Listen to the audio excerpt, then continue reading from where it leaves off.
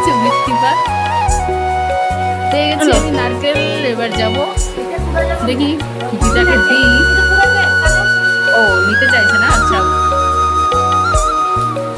আমার এখন রেসিপি হচ্ছে নারকেল।